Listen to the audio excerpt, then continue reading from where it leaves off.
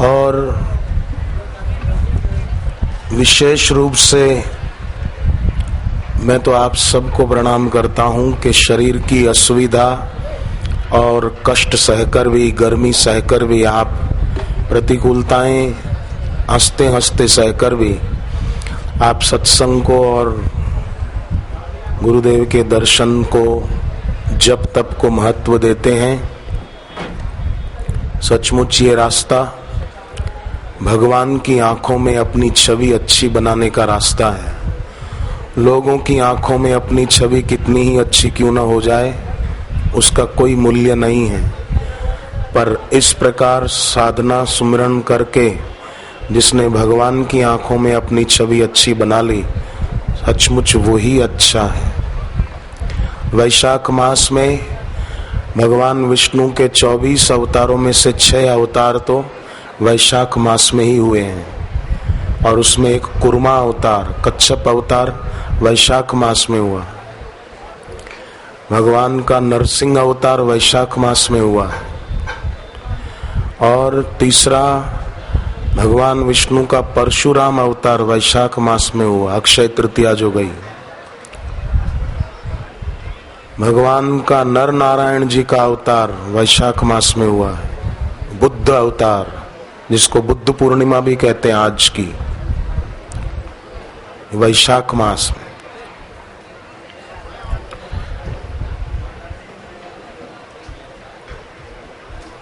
कि भगवान के ये अवतार हमें अपने जीवन में भगवत्ता, भक्ति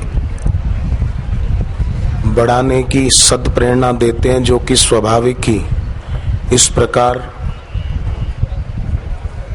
बढ़ रही है। तभी बाहर की प्रतिकूलताओं को महत्व न देकर बैठने की जगह कैसी भी और कहीं भी मिल गई,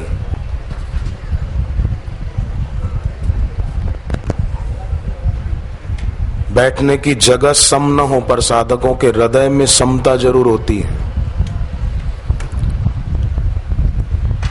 तो वो बहुत ऊंचाइयों की ओर ले जाने वाली होती है। देखो, कई शहरों में दंगे होते हैं ना, सांप्रदायिक दंगे होते हैं, तो उसमें क्या होता है कि पुलिस कर्फ्यू लगा देती है, लोगों का आना जाना बंद, ताकि दंगे शांत हो जाएं, उपद्रव न हो।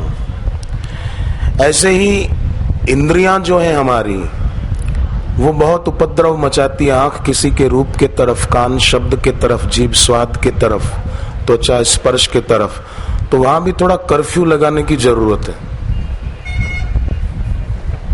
कि बाहर जाना सख्त मना है। जैसे कर्फ्यू में बाहर निकलना मना होता है तो दंगे शांत हो जाते हैं, ऐसे ही इंद्रियों के उस पर भी कर्फ्यू लगा दिया जाए, शांत।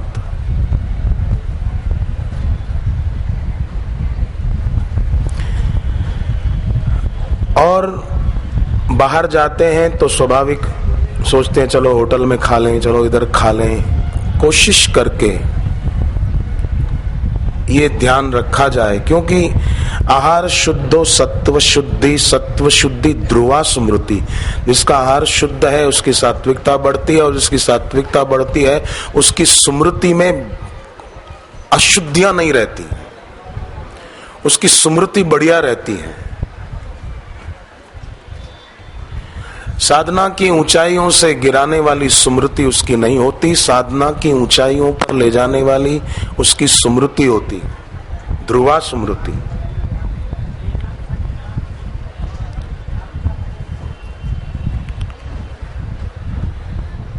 तो ये भी हम ध्यान में रखें, और केवल भोजन के विषय में ही नहीं, हमारी हर इंद्रियां शुद्ध आहार ग्रहण करे तो लाभ ही लाभ है।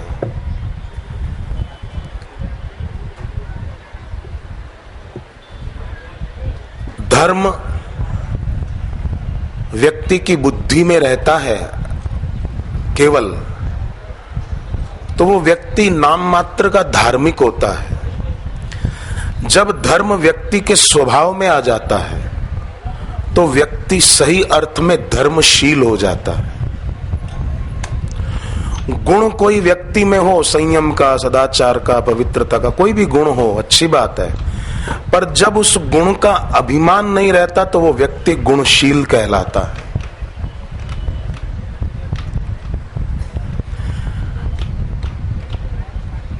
लंका पर विजय पाने के बाद, विभीषण को लंका की राजगद्दी पर बिठाने के बाद भगवान राम ने अगस्त जी से एक बात पूछी कि मैंने युद्ध में हनुमान जी का अतुलित बल देखा, सुना तो था, पर युद्ध में मैंने अपनी आंखों से देखा। ऐसे अतुलित बलशाली हनुमान जी के साथ में होते हुए भी सुग्रीव भागता फिरता था, भटकता फिरता था, क्यों? और हनुमान जी ने उसकी रक्षा क्यों नहीं की?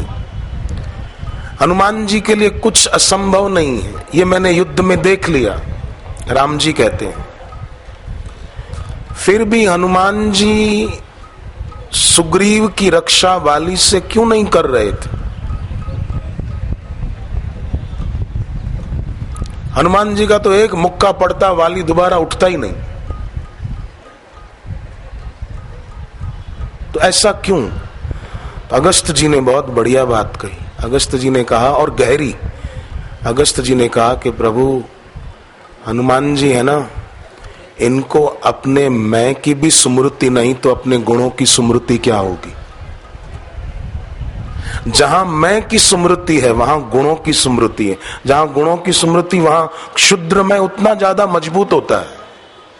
तो गुण तो हो पर गुण का अहम न हो, ये गुणशीलता है।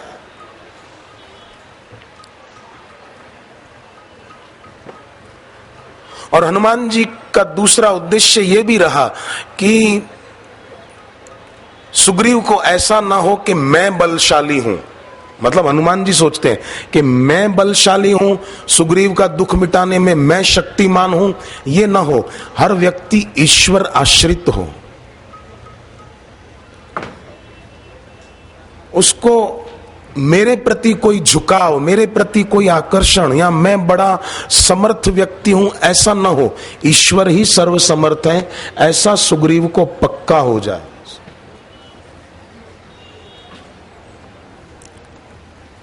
अगस्त जी कहते हैं इसीलिए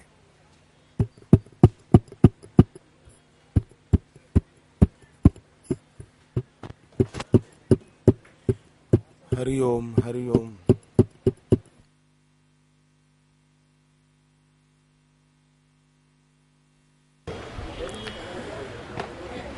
देने वाले हैं पर मिली कितनों को है, ये प्रश्न है।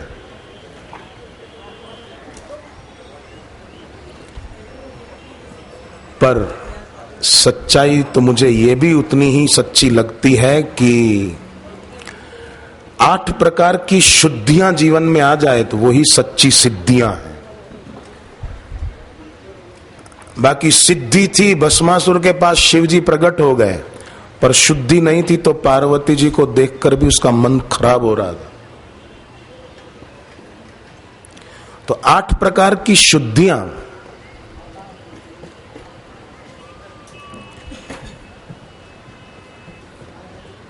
कौन कौन सी? और फिर नवनिधि, अष्ट सिद्धि, नवनिधि। भगवान राम के दर्शन जब जंगल में रहने वाले लोगों को हुए तब उनको ऐसा लगा, इतने खुश हुए मानो नवनिधि पाली। हर्षे जनु नवनिधि ग्रह आई। साधक को सदगुरु के दर्शन हो मानो नवनिधि पाली। नवनिधि क्या? कि गुरुदेव के दर्शन और सत्संग से हम भी धर्मशील होने के रास्ते चलते हैं। ये निधि है कि व्यक्ति धर्म निधि हो।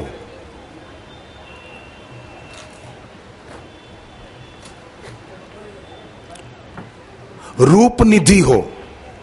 रूप निधि मतलब बाहर से चेहरा आकर्षक बना ले नहीं, ऐसी सुंदरता अपनी निखारे कि अपने संग में जो आए वो भी बाहर के नाम और रूप का गुलाम न रह जाए।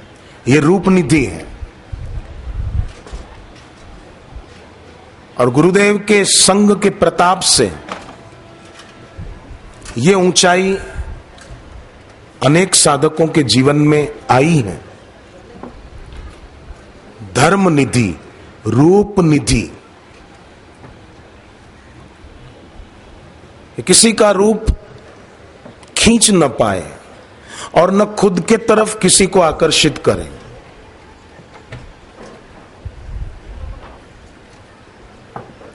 रूप निधि, धर्म निधि, विवेक निधि।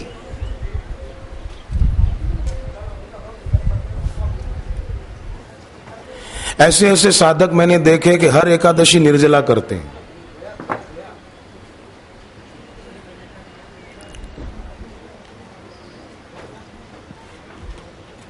अपना कामकाज भी करते हैं, परंतु पूनम व्रत का नियम भी अपना पक्का रखते हैं। अर्थ उपार्जन के लिए दुकान धंधे पर जाना पड़ता है, पर उसके लिए जप का नियम टूट न जाए तो सुबह जल्दी उठकर जप कर लेते हैं, क्योंकि जानते हैं हरण अमंगल अघ अखिल करण सकल कल्याण राम नाम नित कहत हर गावत वेद पुराण। सारे अमंगल मेरे गुरु मंत्र से दूर होंगे। आजकल तो कोई कोई ऐसे ठग भी चल पड़े हैं जो बेचारे साधकों को, किसी को कोई तकलीफ हो तो कोई आता है, बोले ये आएगा हवन करा देगा, ठीक हो जाएगा सब। तो वो ठग फिर चलता है जगह जगह, बोले हाँ ये करना पड़ेगा, आपके ऊपर किसी ने कुछ कर दिया है, आपके यहाँ चुड़ैल का वास है, आपके तू चुड़ैल है बड़ी, निकल यहां से, चुड़ैल का वास है आपके ऊपर, है ना, किसी ने कुछ कर दिया है, आपके दादा मर गए, उनकी सदगति नहीं हुई है, इसलिए ये हो रहा है, तो क्या करें? बोले हवन करना पड़ेगा। अब हवन करने फिर वो खुद ही आकर बैठता है। यज्ञ होता है ना, तो यज्ञ में नियम है कि यज्ञ कराने वाला ब्राह्मण हो और विधिवत शास्त्रोक्त विधि से यज्ञ करे। ऐसे ही पैसे जेब में डाल दे ठग, और मंत्र भी स्पष्ट उच्चारण करने ना आए, यहां तक कि गायत्री मंत्र जो बच्चा बच्चा जानता है और वो जो हवन कराता है उसको गायत्री मंत्र भी बोलना ना आए, तो महामृत्युंजय मंत्र तो ठीक से क्या बोले। एक आदमी की पत्नी बीमार हो गई, तो उसने ऐसा कोई हवन करने वाला बुलाया, तो उसमें पूर्णाहुति में वो खुश हो रहा था कि अब तो दक्षिणा मिलेगी, तो पूर्णाहुति में मंत्र बोलना था भार्या रक्षतु भैरवी, पर वो भांग का नशा करके आया था, तो भार्या रक्षतु भैरवी के बदले भार्या भक्षतु भैरवी बोल गया और उसकी पत्नी मर गई। ये ठग विद्या है, इसलिए ये याद रखें, हरण अमंगल अघ अखिल, सारे अघ माना पाप, अमंगल, हरण अमंगल अघ अखिल करण सकल कल्याण, सभी प्रकार के कल्याणों की, शुभों की प्राप्ति हो, उसके लिए राम नाम नित कहत हर गावत वेद पुराण।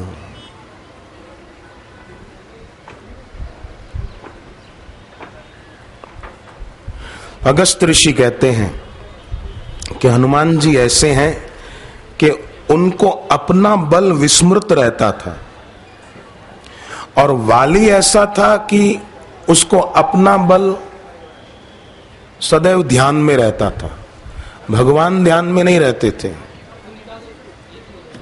तो जिसको अपना बल ध्यान में रहता था वो तो बुरी तरह मारा गया, पर जिनको हनुमान जी को अपना बल याद नहीं रहता था, केवल भगवान स्मृति में रहते थे, उन हनुमान जी की जय जयकार आज भी हो रही।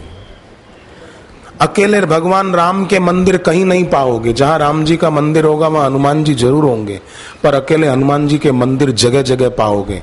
भले वहां राम जी की मूर्ति ना हो, पर अकेले हनुमान जी की मूर्तियां हैं। ऐसे कई मंदिर हम लोगों ने देखे।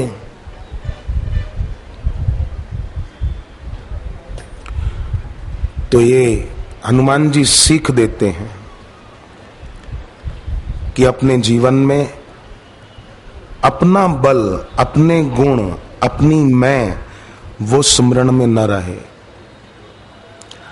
जैसे गौतम ऋषि थे, अहिल्या देवी के पति, वो मानते थे कि तपस्या का फल त्याग है। जैसे आप लोग यहां बैठे हैं, ये बड़ी भारी तपस्या हो रही है, शरीर को गर्मी भी लगती है तो प्यास भी लगती है गर्मी होने के कारण, और फिर समय हो खाने का तो भूख भी लगती है हम लोगों को। तो हम लोग वो सब सह लेते हैं ना। प्रोग्राम में सत्संग में आते हैं तो जब भूख लगे तभी खाना मिल जाए, ये कोई जरूरी नहीं है। जब प्यास लगी हो तभी पानी हाजिर हो जाए, ऐसा भी नहीं होता है। तो गौतम ऋषि मानते थे और हम भी मानते हैं कि तपस्या का फल त्याग है।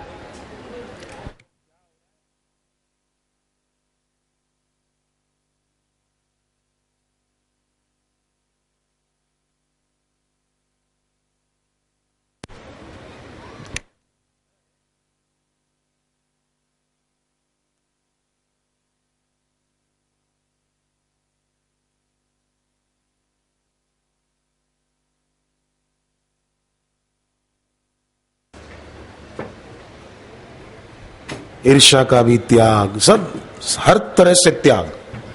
तो तप का फल त्याग है, ये गौतम ऋषि मानते थे। और आप लोग भी, आप हम भले 100% न भी माने, चलो, पर ये बात स्वीकार जरूर करेंगे कि तप का फल त्याग है। पर इंद्र मानते थे तप का फल भोग है।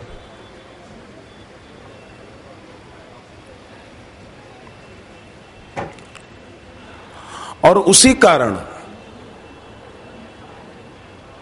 स्वर्ग में अप्सराएं होने के बावजूद धरती पे रहने वाली गौतम ऋषि की पत्नी अहिल्या के तरफ उनका आकर्षण था, आसक्ति थी उसके रूप के प्रति।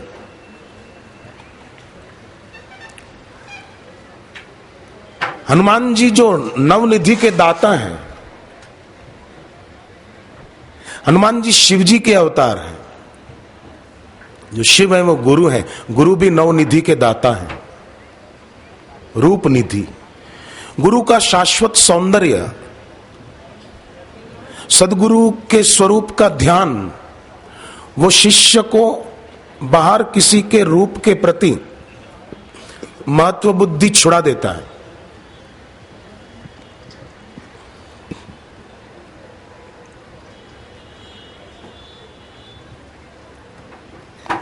इंद्र देवता अहिल्या के रूप के प्रति आकर्षित हो गए, तप का फल भोग मानते थे, और गौतम ऋषि तप का फल त्याग मानते थे। अब इन दोनों के बीच आ गई अहिल्या।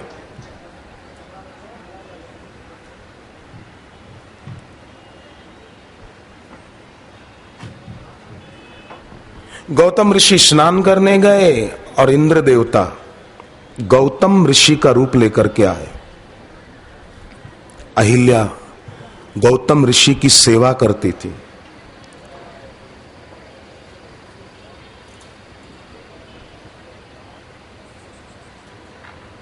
बुद्धि में पवित्रता थी, और बुद्धि, जिसकी बुद्धि में पवित्रता होगी वो व्यक्ति ये मानेगा कि तप का फल, पुण्य का फल भोग नहीं त्याग है। तप और पुण्य का फल भोग नहीं।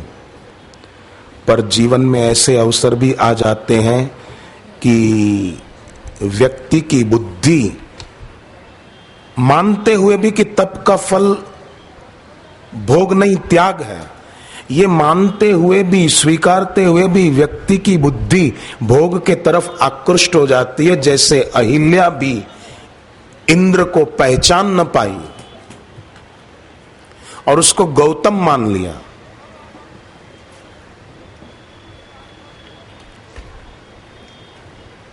कई बार ऐसा होता है, थोड़ी सी दुर्बलता बुराई को अच्छाई मान लेती है।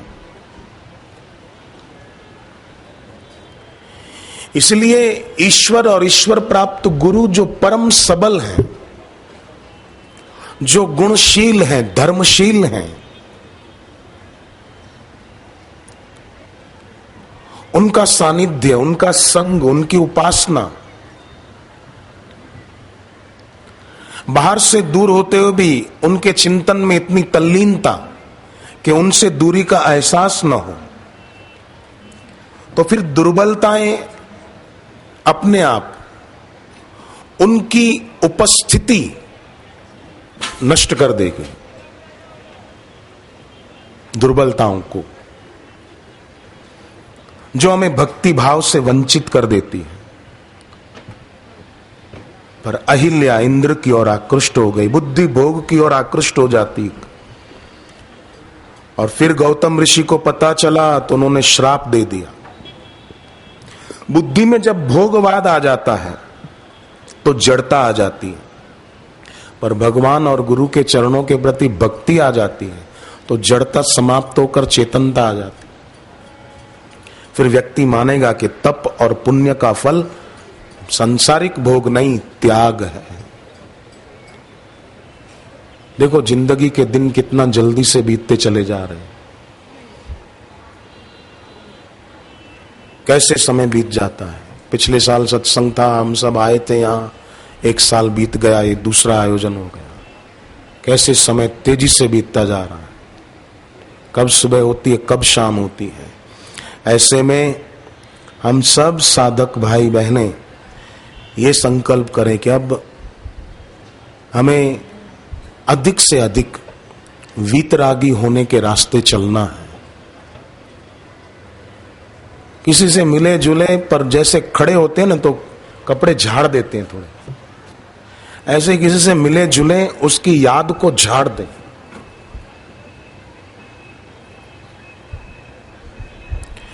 अपने मित्र हैं, बहनों की सहेली है, भाइयों के दोस्त हैं, क्या होता है कि पास पास में बैठे होते हैं ना तो देखते हैं कि हमारे पास में बैठे हुए या मेरी सहेली है, बहन को हो, मेरा दोस्त है, तो उसके कपड़े पर अगर कोई दाग हो, कुछ ऐसा मिट्टी विट्टी कुछ हो, तो उससे पूछते भी नहीं, झाड़ देते हैं। वो बोलेगा क्या कर रहे हो, बोले इधर मिट्टी थी, कुछ ऐसा चूना लगा था कुछ, वो हमने हटा दिया।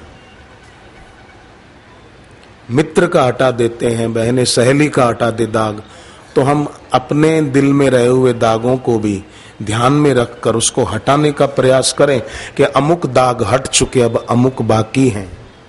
और वो भी दाग मुझ में नहीं है। गुरुदेव के इस ज्ञान को विचारते हुए, जैसे खाना खा रहे हैं तो दाल और सब्जी का रस कपड़े पर डुल गया तो वो दाग कपड़े पर है, मुझ पर नहीं है। ऐसे दोष इंद्रियों में, मन में, बुद्धि में है, मुझ में नहीं है। मुझे तो गुरुदेव ने ज्ञान दिया है कि मैं कौन हूं। ये ज्ञान का विचार गुरुदेव के सुमरण का तो हमें बल देगा। तुलसीदास जी भगवान को प्रार्थना करते हैं कि मेरी बुद्धि भी अहिल्या की तरह जड़ हो गई, आप कृपा करके मुझे सद्बुद्धि दो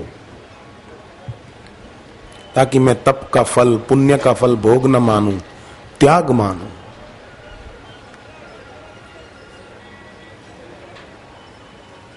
भक्ति मानूं। सकल सुमंगल दायक रघुनायक गुणगान, सादर सुनहित तरहि भव सिंधु बिना जल जान। आदर पूर्वक जो सुनते हैं, सादर सुनहिते तरहि, वो तर जाते हैं। भव सागर बिना जल जान, समुद्र तो जहाज के बिना नहीं पार कर सकते, पर भव सागर बिना जहाज के पार कर सकते हैं जो आदर पूर्वक गुरु की वाणी को सुनते हैं। सकल सुमंगल दायक, सभी प्रकार के सुमंगलों को देने वाला ज्ञान है जो गुरुमुख से प्राप्त होता है। आप बोलना सब साथ में, आज धन्य मैं धन्य अति, आज धन्य मैं यद्यपि सब विधिहीन, निज जन जानी राम मोही, निज जन राम मोही। संत समागम दीन, संत समागम दीन। आज धन्य मैं धन्य अति मैं धन्य हूं। क्यों? कि मुझे अपना जानकर ईश्वर ने मुझे सदगुरु का सानिध्य तीर्थ धाम में प्राप्त कराया। निज जन जान, भगवान जिसको अपना मानते हैं उसे ऐसा सुअवसर प्रदान करते हैं कि पवित्र स्थान में बैठकर ऐसा दिव्य लाभ प्राप्त कर सके। उसी के जीवन में दैवी संपत्ति बढ़ती और उसी के जीवन में शुभ होता है। बाकी तो ताही की संपत्ति सगुन शुभ, स्वप्ने हूं मन विश्राम, भूत द्रोह रत मोह वश, राम विमुख रति काम।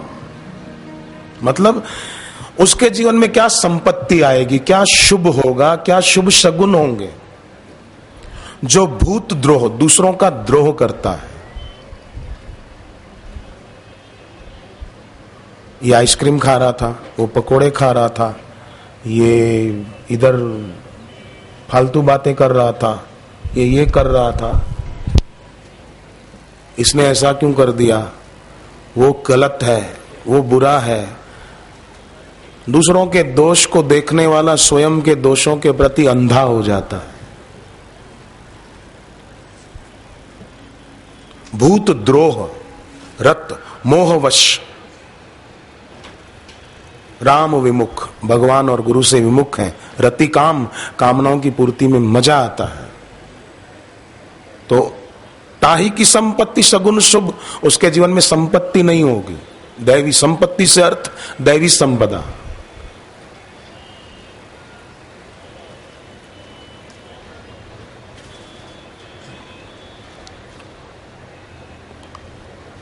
अमूल्य समय को बेचारा निर्मूल्य गंवा कर चला जाएगा।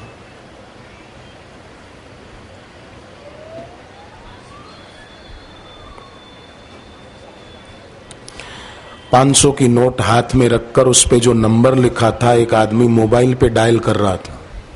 तो किसी ने पूछा, ये क्या कर रहे हो? बोले, गांधी जी अपना नंबर किसको देकर गए, जांच करना चाहता हूं। ये गांधी जी का नंबर नहीं है। खाली दिमाग, बेवकूफियों का घर, शैतान का घर। लड़की एक बड़ी सदाचारणी थी, कॉलेज जाती थी, पर कॉलेज से घर, घर से कॉलेज। कॉलेज में किसी से फालतू गपशप न करना, अपनी पढ़ाई से काम, बस फिर घर आ जाना। घर पे भगवान नाम जप सिमरन करना, प्राणायाम करना, मौन रखना। ऐसा नहीं कि मोबाइल हाथ में लेकर सारा दिन लगे रहना व्यर्थ की गपशप में।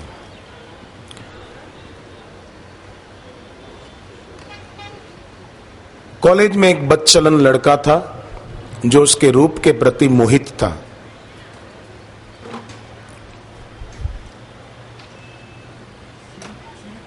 एक दिन लड़का आकर उसके पास कहता है, मुझे तेरी बहुत याद आती है।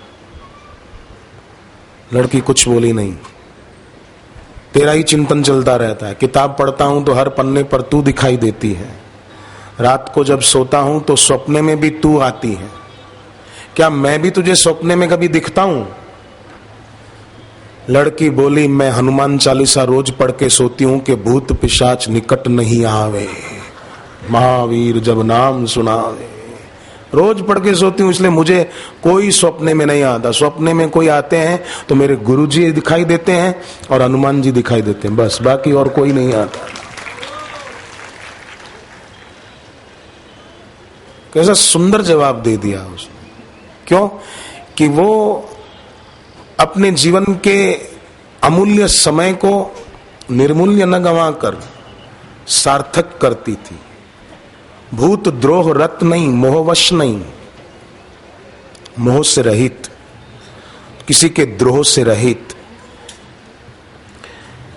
आप सोचो ना, कोई किसान है, उसने जमीन अच्छी तैयार करके, उर्वर करके, कचरा हटाकर, कंकर पत्थर कांटे हटाकर अच्छे बीज बो दिए और जब अंकुर फूटने लगे तो खेत के चारों तरफ कांटों की बाड़ भी बना दी। समय से खाद पानी देता रहा, फसल की रक्षा करता रहा।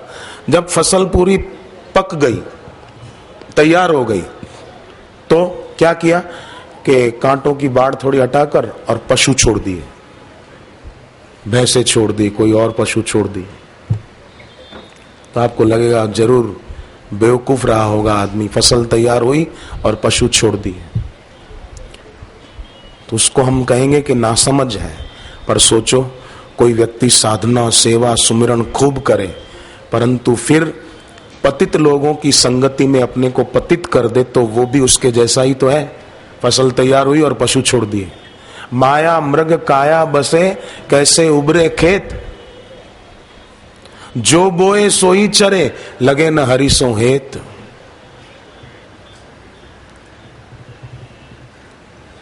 इसलिए जिनकी ईश्वर में, गुरु में भक्ति नहीं, उनकी संगति त्यागनी परम आवश्यक है।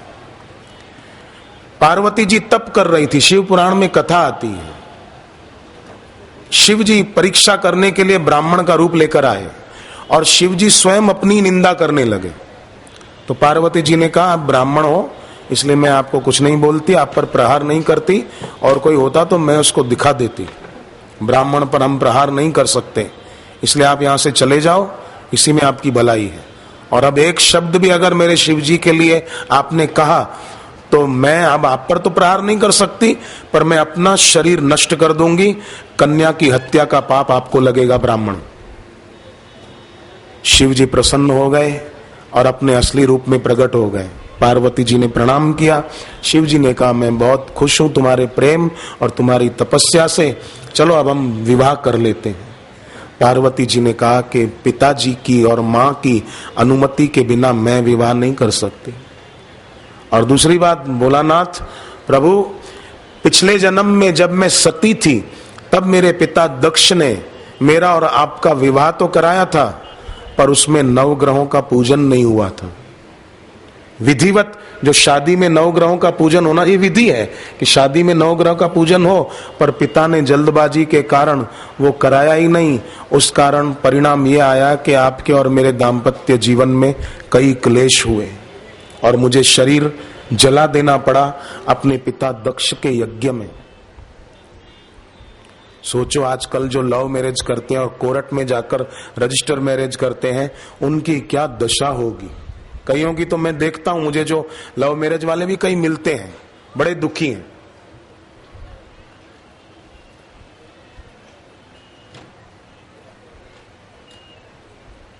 बहुत परेशान है। गुरुदेव नहीं कहते हैं ईश्वर के सिवाय कहीं भी मन लगाया तो अंत में रोना ही पड़ेगा।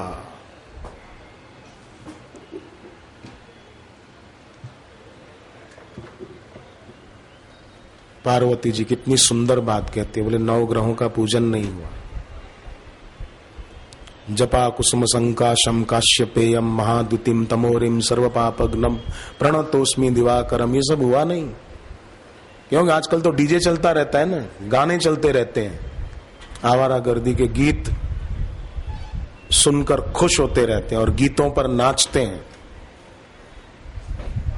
फिर भले नाचना उनका ढंग बिना का हो, कड़ंगा हो, बेढंगा हो, पर फिल्मों की धुन बजाकर नहीं, मंत्र उच्चारण अधिक से अधिक।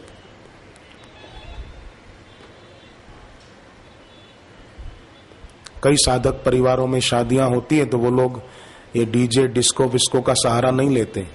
वैदिक मंत्रों के उच्चारण के साथ गुरुदेव का पादुका पूजन, एक तरफ गुरुदेव की तस्वीर, ये विधिवत ऐसा माहौल लगता है कि मानो सत्संग और भक्ति का वातावरण। डिस्को के गाने बजाकर शादियों में राजसी और तामसी वातावरण करके शराब और मांसाहार शादी में लोग खा रहे हो, तो ऐसे पति पत्नी के जीवन में क्या बरकत आएगी।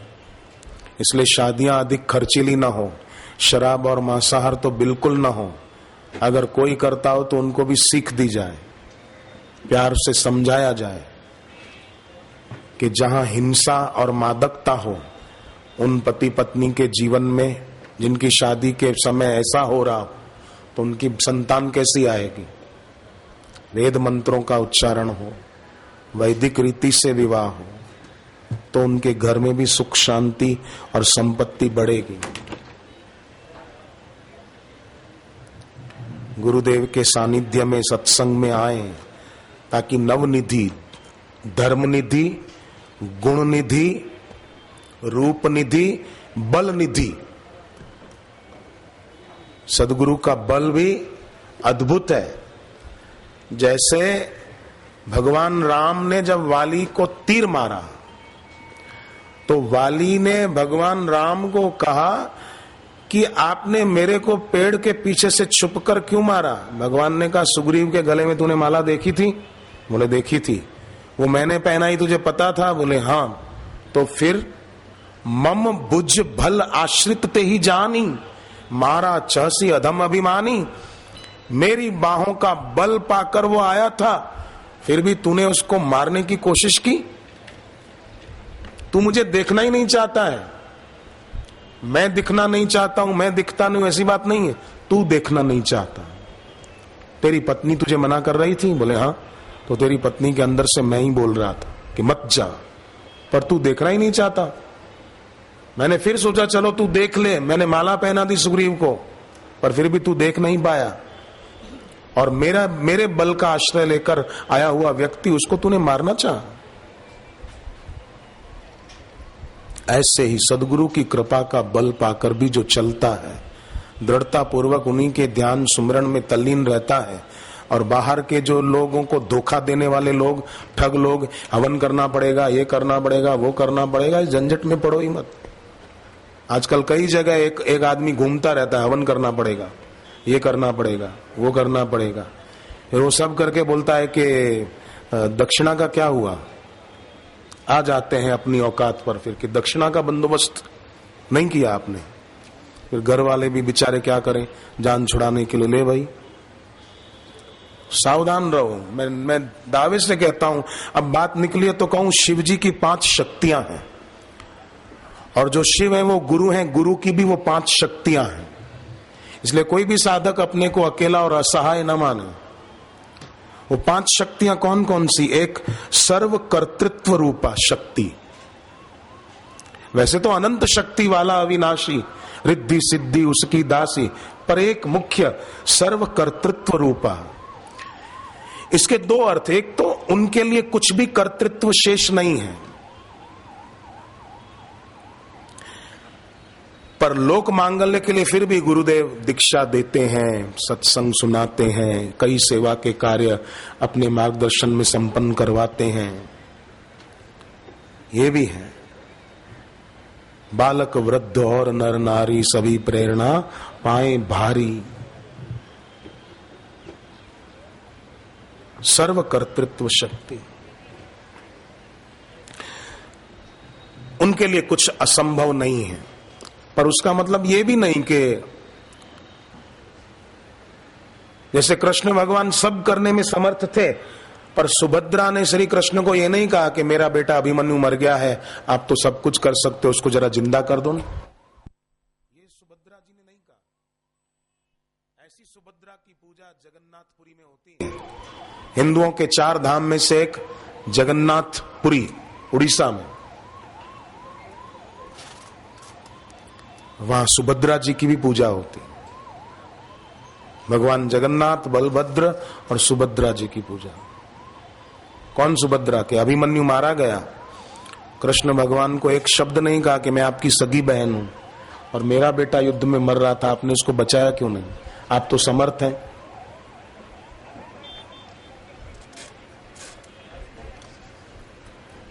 विवेकशील।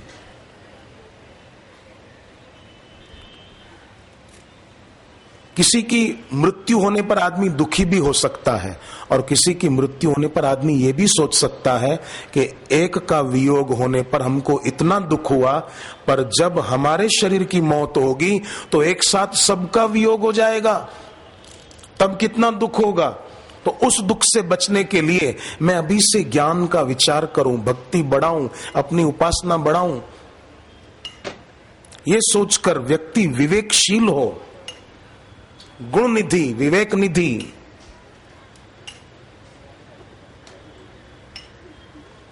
ये नव निधियां हैं। और गुरुदेव ये नव निधियां हमको देते हैं। न झेल पाए तो कमजोरी हमारी है, पर बहुत ऊंचाइयों पर वो देखना चाहते हैं। तो दूसरी शक्ति है सर्व तत्व रूपा शक्ति। सर्व तत्व रूपा मतलब शिव जी का सभी तत्वों पर अधिकार है। पृथ्वी, जल, तेज, वायु, आकाश, सब पर अधिकार। सदगुरु भी उस तत्व में जगे हैं। जैसे हेलीकॉप्टर में आग लगी और उसका पेट्रोल अत्यंत ज्वलनशील होता है, आग एक बार लगे तो छोड़े नहीं, विस्फोट हो जाए। पर हेलीकॉप्टर गिरा, आग लगी, फिर बुझ गई। सर्व तत्व रूपा शक्ति।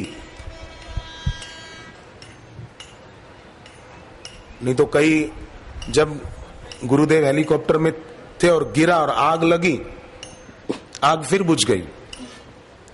पर उसी के दूसरे दिन गुजरात में ही जामनगर के तरफ 2 हेलीकॉप्टर और आसमान में टकराए थे, पर उसमें जो बैठे थे बेचारे वो जीवित न रह पाए, स्वर्गवासी हो गए। सर्व तत्व रूपा शक्ति। रायगढ़ जा रहे थे गुरुदेव, रायपुर से जहाज में बैठे, छोटा 11 सीटर जहाज था, मैं भी उस जहाज में था और 2-3 साधक और भी थे। रायपुर से जहाज ने उड़ान भरी छत्तीसगढ़ रायपुर, और रायगढ़ जाना था। बारिश बहुत हो रही थी, जहाज तो बड़ा था, 11 सीटर भी अच्छा मजबूत था, जहाज बादलों को चीरता हुआ ऊपर चला गया। मैंने देखा जब उड़ान भरने से पहले पायलट कह रहा था, बापू बादल बहुत है और बारिश भी बहुत है। बापू जी बोले तुम चिंता मत करो, सोचो मैं तुम्हारे साथ हूं, फिर क्यों चिंता करते हो, चलो। जहाज ने उड़ान भरी, बादलों के ऊपर ले गए, पर अब जहां उतारना था वहां चारों तरफ घने बादल ही बादल। कुछ सूझ ही नहीं रहा था पायलट को कि अब कहां से उतारूं, कैसे उतारूं। घोर काले काले बादल। गुरुदेव तो आंखें बंद करके बैठे थे।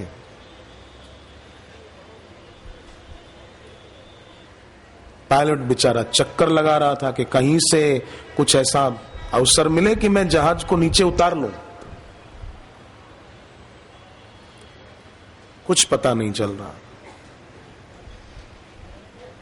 तो थोड़ी हलचल हुई, गुरुदेव ने आंख खोली, पायलट से पूछा क्या हुआ। उसने कहा गुरुजी मैं पहले कह रहा था कि मौसम बहुत खराब है, बड़ी तकलीफ हो रही है अब उतारने में भी। गुरुजी ने कहा कोई तकलीफ नहीं होगी। गुरुदेव ने एक नजर डाल दी चारों तरफ, और ज्यों गुरुदेव ने नजर डाली त्यों एक तरफ पायलट ने देखा कि जगह होती जा रही, बादल छंटते जा रहे हैं और जहाज उधर से चट से नीचे उतार दिया। ये बिल्कुल मैं देख रहा था, पीछे बैठा हूं। सर्व तत्व रूपा शक्ति। सौराष्ट्र कच्छ भुज में जब भूकंप आया सन 2001 में, तो लोद्राणी गांव में कई साधक परिवार भी थे।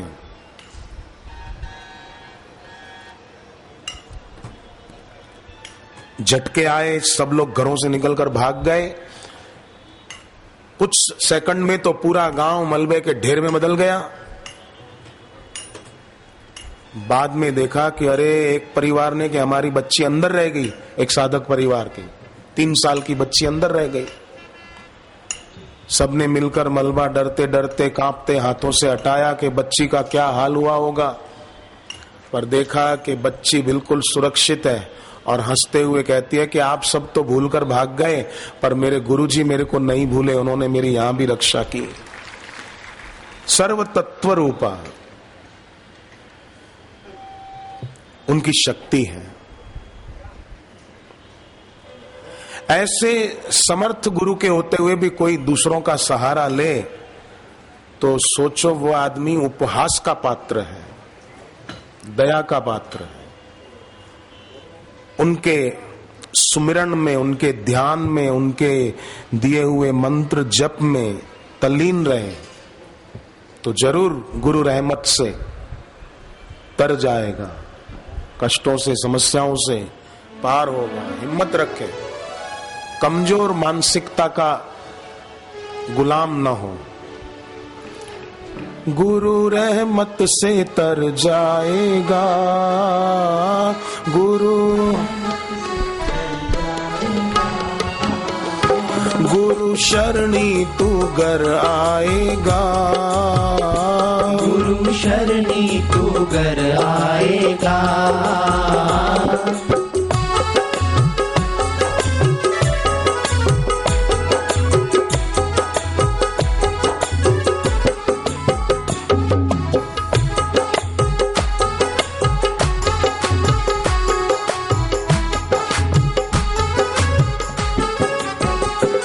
जो खजाना ना मिलता कहीं, जो खजाना न मिलता कहीं, जो कि दुर्लभ है आसान नहीं, जो कि दुर्लभ है आसान नहीं, गुरु दर पे वो मिल जाएगा, गुरु दर पे वो मिल जाएगा।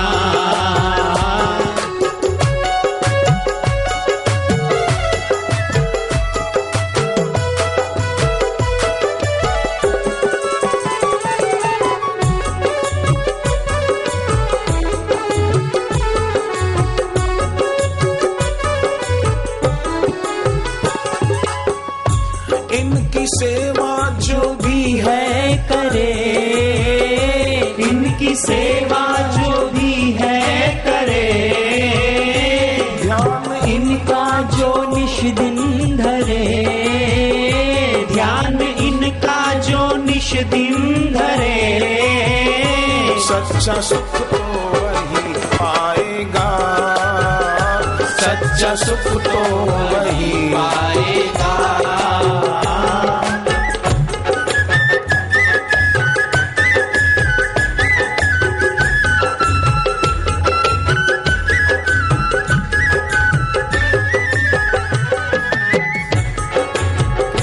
इनके दर्शन की महिमा बड़ी, इनके दर्शन की महिमा बड़ी, कितनी शुभ होती है वो घड़ी, कितनी शुभ होती है वो घड़ी, तेरा दिल भी यही गाएगा, तेरा दिल भी यही गाएगा, तेरा दिल भी यही गाएगा, तेरा दिल भी यही गाएगा।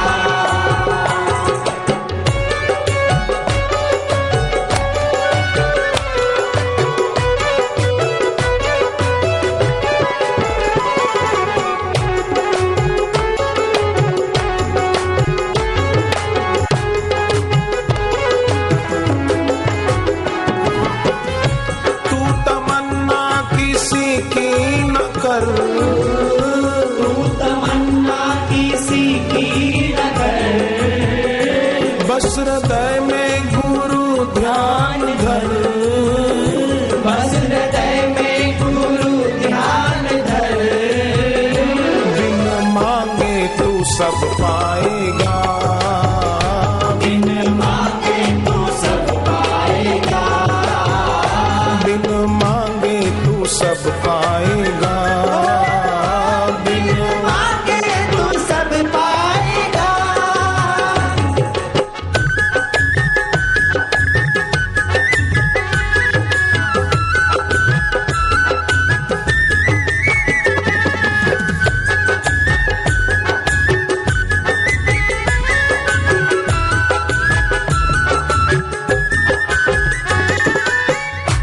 इनकी करुणा का वर्णन नहीं, इनकी करुणा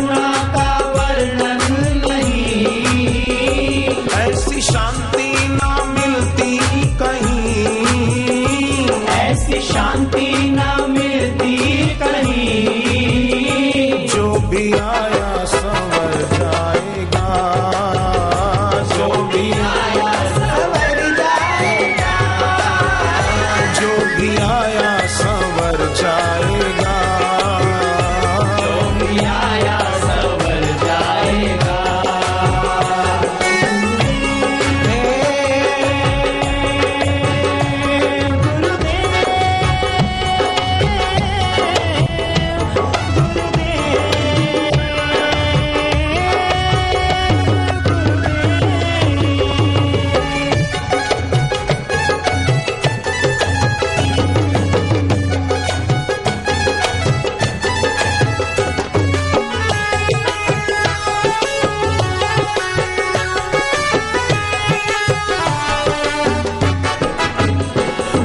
साथ कभी ना छोड़े, गुरु साथ कभी ना छोड़े, हमसे मुंह ना कभी भी मोड़े, हमसे मुंह ना कभी भी मोड़े, चैन इनके बिन ना आएगा, चैन इनके बिन ना आएगा, चैन इनके बिन ना आएगा, चैन इनके बिन ना आएगा।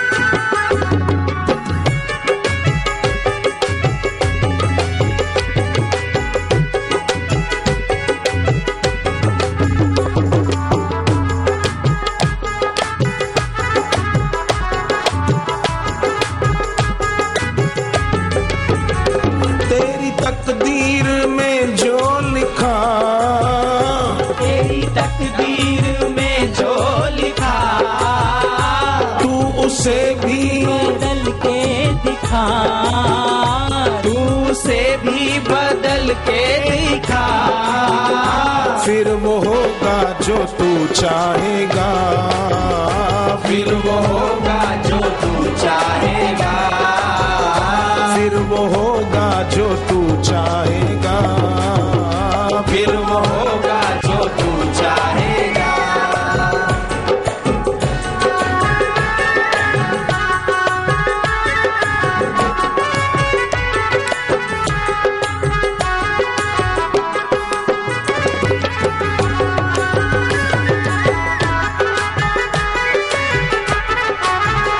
ये तो सबके दिलों में बसे, ये तो सबके दिलों में बसे, नजर टिक जाए जब ये हंसे, नजर टिक जाए जब ये हंसे, इनके दर पे तू सब पाएगा, इनके दर पे तू सब पाएगा, इनके दर पे तू सब पाएगा, इनके दर पे तू सब पाएगा।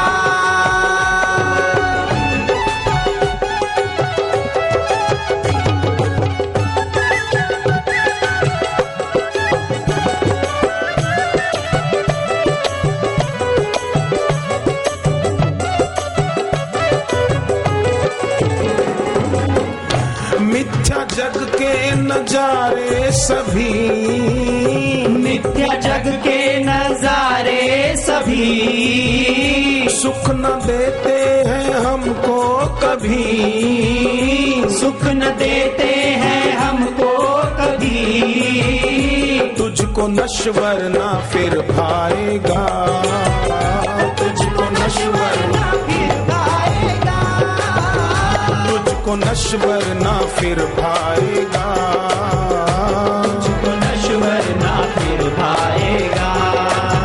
मेरे बापू,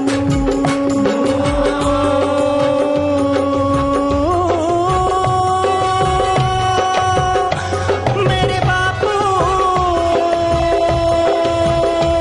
मेरे बापू, मेरे बापू।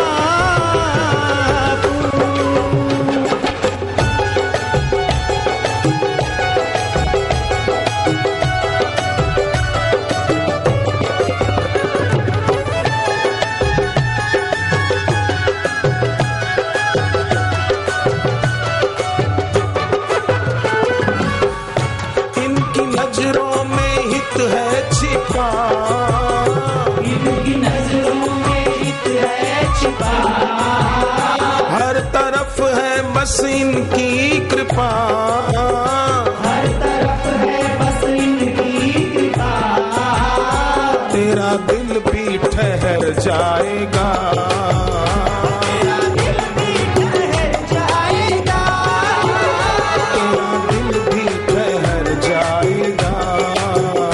तेरा दिल भी ठहर जाएगा।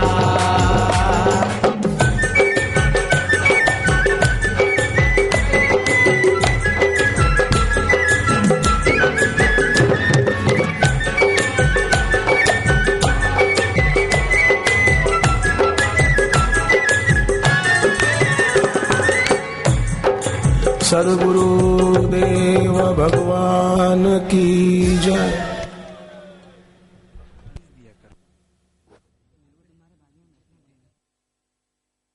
ये अष्ट शुद्धि है कि व्यक्ति के अंतर मन में ये बात पक्की हो जाए कि क्रियाजन्य सुख जो भी है वो हितकर नहीं है और मुझे उस तरफ जाना ही नहीं है। ये 8 प्रकार की शुद्धियां हैं, चाहे आंखों से किसी के रूप के तरफ, कान से शब्द के तरफ, जीभ से स्वाद के तरफ, नाक से सुगंध के तरफ। देखो आप सत्संग में आए हैं, ठीक है, तो आपको ऐसा विचार आया कि परफ्यूम लेकर जाएं, थोड़े कपड़ों पर लगा के जाएंगे, कपड़े थोड़े बढ़िया ले जाएं। नहीं, आपने जानबूझकर, उस भाइयों ने सफेद कपड़े निकाले, कुर्ता पजामा ढूंढो 4-5 जोड़ी, वो डाल के ले चलते हैं। पर शादी में जाएंगे तो कुर्ता पजामा नहीं उठाएंगे, वहां फिर दूसरे कपड़े, फिर परफ्यूम की शीशी भी रख लेंगे, जरा वहां काम लगेगी।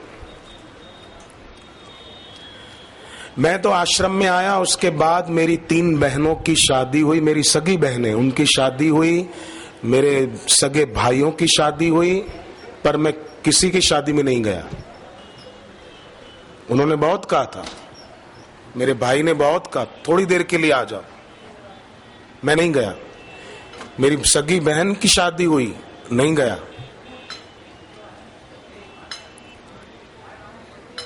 कई लोग प्रभावित बहुत हो जाते हैं, न जाने कहां कहां प्रभावित होते रहते। साधक किसे कहा जाता है? साधक वो होता है जिस पर किसी का प्रभाव न पड़े, वो साधक होता है। किसी का प्रभाव पड़ जाए साधक काहे का? मूड है।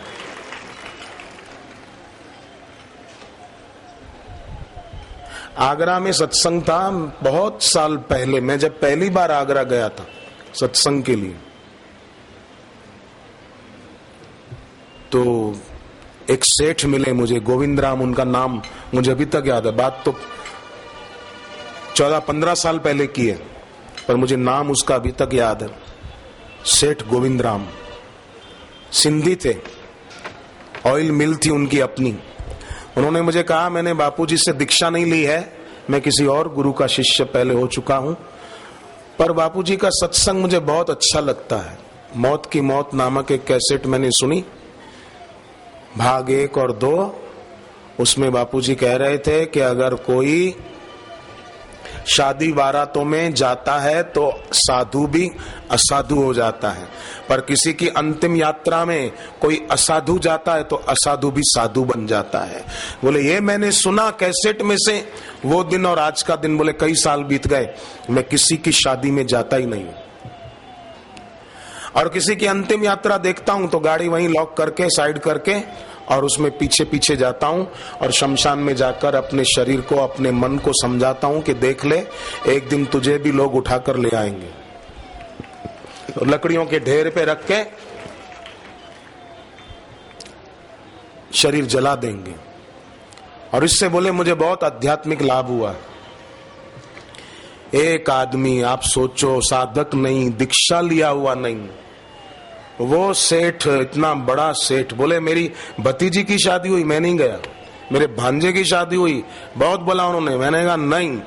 डट गए तो डट गए गुरुजी के वचन पर कि नहीं जाऊं, क्योंकि मुझे साधु बनना है, असाधु नहीं।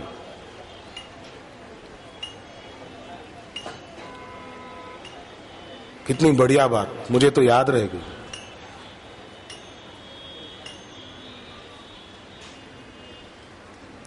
उस समय आगरा में कई लोग और भी मिले थे, पर उनके नाम और उनकी, मुझे समिति वालों के नाम याद नहीं सबके, बोल, पर उस सेठ का नाम याद है। वो समिति में नहीं थे,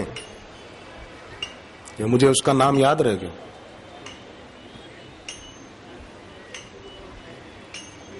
उन्होंने कहा मैं अपने बेटे और बहू को बापूजी से दीक्षा दिलाऊंगा।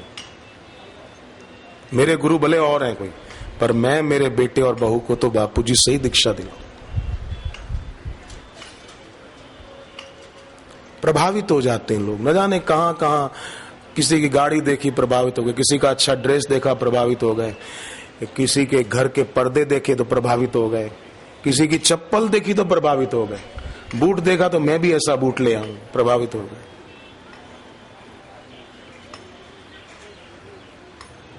नहीं, अष्ट शुद्धि और नवनिधि, धर्म निधि, गुण निधि। धर्म निधि कौन? कि जिसके जीवन में धर्म बुद्धि में नहीं, जिसके जीवन में धर्म उसके स्वभाव का अंग बन गया, वो धर्म निधि।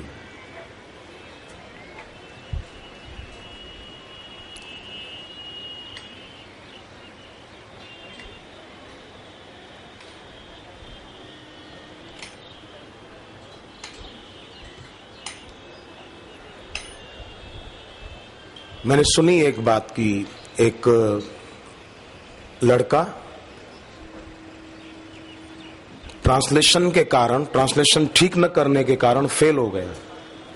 प्रश्न पूछे थे, पहला प्रश्न था कि इसका अंग्रेजी लिखो, मैं एक आम आदमी हूं, तो उसका इंग्लिश उसने लिखा I am a mango man. दूसरा प्रश्न था मुझे इंग्लिश आती है, मुझे अंग्रेजी आती है, तो उसने उसका अंग्रेजी बनाया, ट्रांसलेशन किया, इंग्लिश कम्स टू मी। तीसरा प्रश्न था सड़क पर गोलियां चल रही हैं, तो उसका उसने लिखा tablets are walking in the road. हे भगवान, अब ऐसे जवाब देगा तो क्या पास हो पाएगा? मूढ़ता जीवन में है, और उस मूढ़ता भरी बुद्धि से अगर आदमी कुछ भी करेगा तो वो ईश्वर के दरबार में पास नहीं हो पाएगा, विफल ही होगा।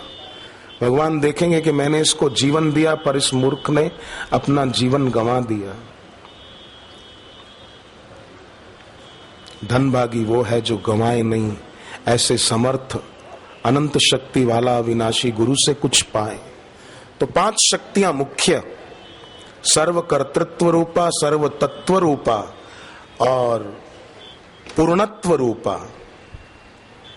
कोई कोई महापुरुष होते हैं खाली ज्ञान मार्गी होते हैं, कोई कोई महापुरुष योग मार्ग से सिद्धि पाए होते हैं, योग सिद्ध होते हैं, कोई कोई महापुरुष भक्ति मार्ग से चले और भगवान को पाया।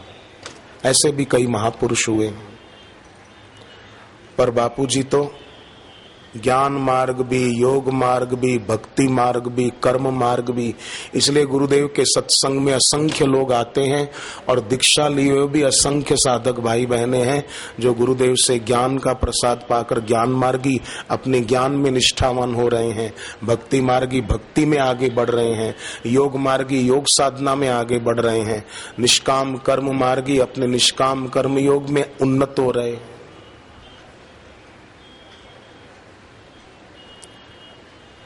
जैसे भगवान राम थे ना, शबरी माता थी, वो भक्ति मार्गी थी, भरद्वाज जी ज्ञान मार्गी थे, विश्वामित्र जी देखो तो योग और ध्यान मार्गी थे, पर शबरी माता, भरद्वाज जी, विश्वामित्र जी ये सभी राम जी को पाकर आनंदित हो जाते थे। ऐसे ही कोई ज्ञान मार्गी व्यक्ति हो, भक्ति मार्गी हो, योग मार्गी हो, सभी गुरुदेव का सत्संग पाकर आनंदित हो जाते हैं, गदगद हो जाते हैं और सभी अपने अपने मार्ग में आगे चले जाते हैं। सब कल्याणकारी है, भक्ति भी, ज्ञान भी, योग भी, निष्काम कर्म भी। सांख्य योगो पृथक बाला प्रवदंती न पंडिता, पर कर्म योग में ये ध्यान रखा जाए कि मेरा किसी से राग न हो और मेरा किसी से द्वेष न हो, बस। मैं सेवा करूं, निष्काम कर्म करूं, पर गुरु जी के चरणों में मेरी भक्ति बढ़ती जाए, अनुराग बढ़ता जाए। हरण अमंगल, जो अमंगल को हरण करने वाला है, मैं वो नाम, वो सुमिरन सदैव करूं, चलते फिरते, उठते बैठते, सोते जगते, वो मेरा चलता रहे,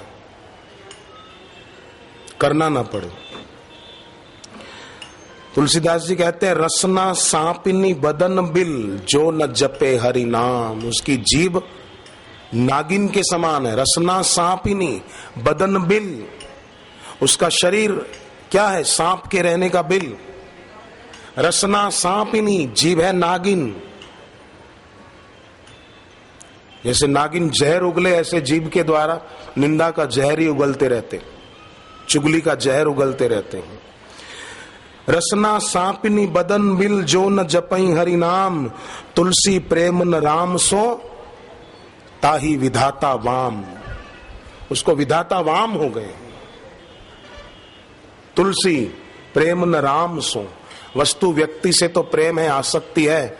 आइसक्रीम के बिना नहीं चलता, पेप्सी के बिना नहीं चलता, पर जप के बिना चल जाता है। खाना खा लेता है, सुबह नाश्ता कर लेता है, चाय कॉफी पी लेता है, मुंह जूठा कर लेता है। चाय के बिना नहीं चलता, जप के बिना चल जाता है।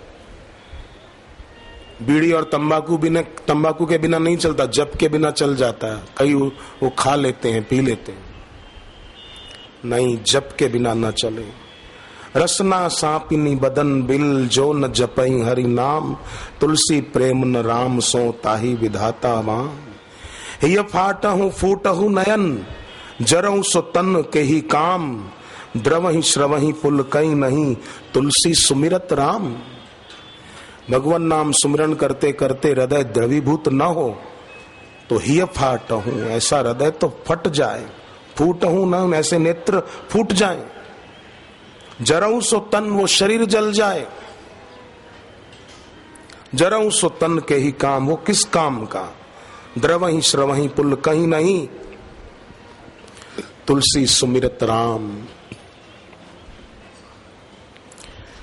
क्या हम इतने कमजोर हो जाएं कि एक दिन में एक बार भी ईश्वर और गुरु की याद में आंख गीली न हो?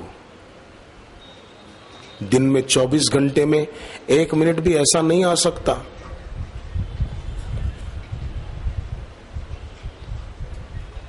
आना चाहिए।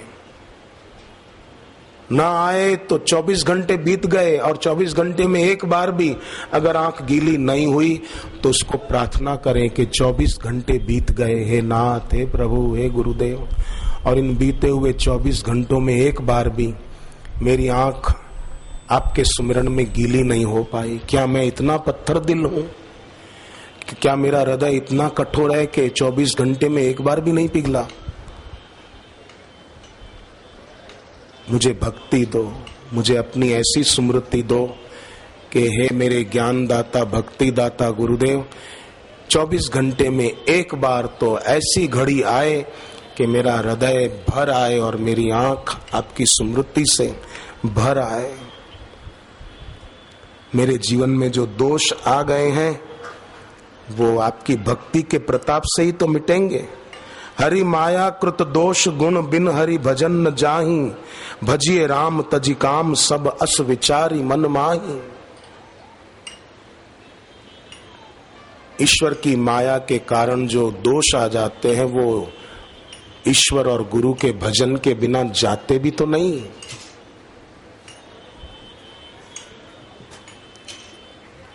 इसलिए प्रार्थना जरूरी है। तो चौथी शक्ति है शिव जी की, शिव तत्व को पाए हुए गुरु की नित्यत्व रूपा। नित्यत्व रूपा मतलब संसार का सुख अनित्य है, संसार का आनंद अनित्य है, पर गुरु निर्द्वंदो नित्य सत्वस्थ। गुरु नित्य सत्व में स्थित है। उठते बैठते बोलते चलते खाते पीते सोते हुए गुरु नित्य सत्व में स्थित है। निर्द्वंदो नित्य सत्वस्थ।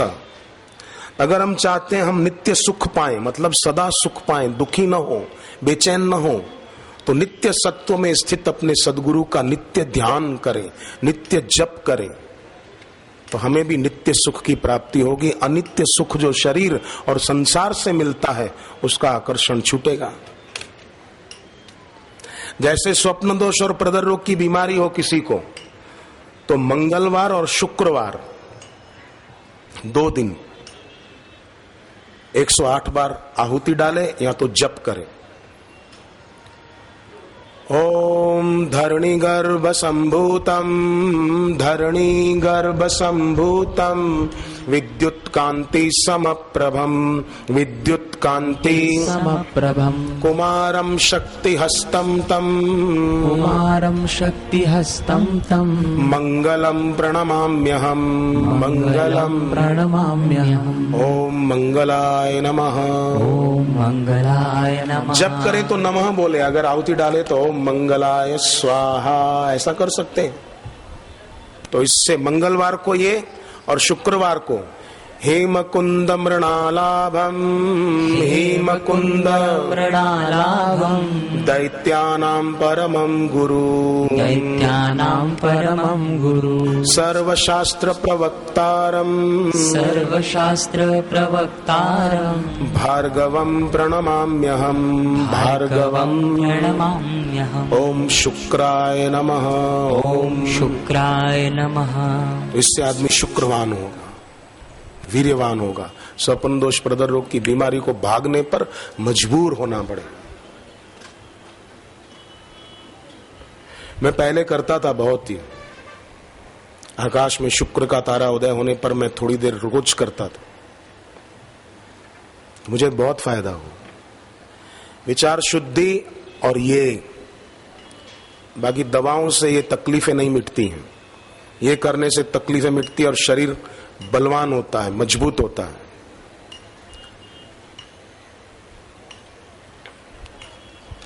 बुखार आया, खांसी हो गई, कई लोगों को हफ्ते में एक बार बुखार आ जाता है, कई ऐसे होते हैं महीने में एक बार आ जाता है। सिर दर्द कईयों को रोज होता रहता है। नहीं, शरीर ऐसा बलवान बनाए, बीमारियां दूर रहें। हरि ओम ओम। आत्मबल मनोबल मजबूत रखें। हाँ, अगर बुखार आया हो तो फिर जरूरी नहीं है गंगा में ही डुबकी लगाना। बुखार आया हो तो यथा योग्य, ऐसे नहीं कि नहीं हरिद्वार में आए हैं बुखार आया तो क्या हो गया, हर हर गंगे तो निमोनिया हो जाएगा। बुखार आया तो फिर यथा योग्य, शरीर की अनुकूलता प्रतिकूलता का विचार करके, अविचार पूर्वक कोई बात कोई काम न किया जाए। एक आदमी ने बूट पहने थे, चलता जा रहा था पर बूट तंग थे, थोड़े टाइट पड़ रहे थे, तो परेशान हो रहा था। परेशानी उसके चेहरे पर झलक रही थी। तो किसी ने पूछा, क्यों भाई साहब बहुत तंग जूते पहन रखे हैं, कहां से लाए हो? वो गुस्से में तो था ही पहले से, बहुत तंग जूते पहन रखे, कहां से लाए? बोले पेड़ पर से उतार के लाया हूं। तो उसने कहा जल्दबाजी कर दी, थोड़े पकने देते तो आपके पैर की साइज के हो जाते।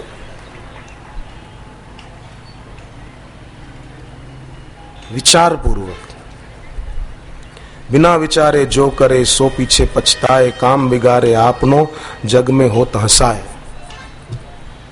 होटल में खाने बैठे 3 मित्र, खूब खाया खूब खाया खूब खाया। अब जब पेट भर चुका तो एक बोला कि मेरी जेब में पैसे नहीं है, पैसे तो तू ही देना। दूसरा तीसरे को बोलता है मेरी जेब में भी पैसे नहीं है, तीसरे को कहते हैं ऐसे तो तू ही देना। बोला मेरी जेब में भी पैसे नहीं है, मैं तो तुम दोनों के भरोसे आया कि तुम दोनों खिला दोगे, दोस्त जो हो मेरे, इतना नहीं कर सकते मेरे लिए। अब तीनों झगड़ने लगे, तू भर, वो बोले तू भर, बोले मैंने सोचा तू देगा, बोले मैंने सोचा तू देगा। मैनेजर आया, किस बात का झगड़ा है? तीनों बोल पड़े साहब हम तो इसके भरोसे आए, ये पैसे खर्चेगा। वो बोले नहीं हम तो इसके भरोसे आए, ये पैसे खर्चेगा। मैनेजर ने कहा पैसे तुमको देने पड़ेंगे, उसके बिना मैं तुमको जाने नहीं दूंगा, कोई उपाय खोज लो। तो थे तो तीनों एक से एक ठग। तीनों ने कहा साहब एक उपाय है, हम तीनों आपकी होटल से बाहर जाकर दौड़ लगाते हैं, जो दौड़ में सबसे पीछे रह जाए वही पैसे भरेगा। मैनेजर भी उनकी बातों में आ गया, बोले बिल्कुल ठीक है, तीनों दौड़ो, जो पीछे रहेगा वो पैसे भरेगा। तीनों ने दौड़ लगाई, मैनेजर देखता रहा कि कौन पीछे रहता है और कौन पीछे रहता। तीनों चले गए, नजर ही नहीं आए, और ये गाता रहा, आ लौट के आजा मेरे मीत।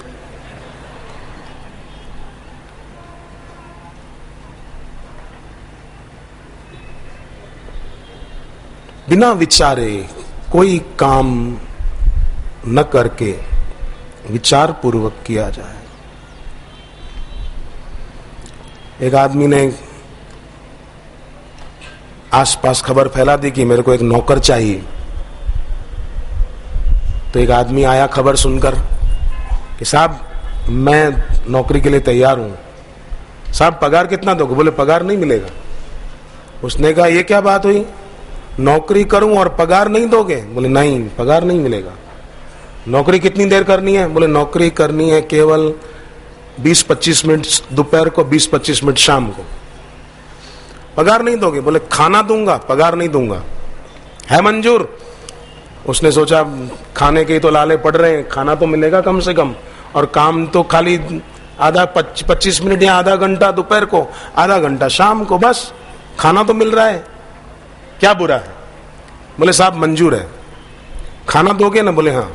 काम क्या करना होगा?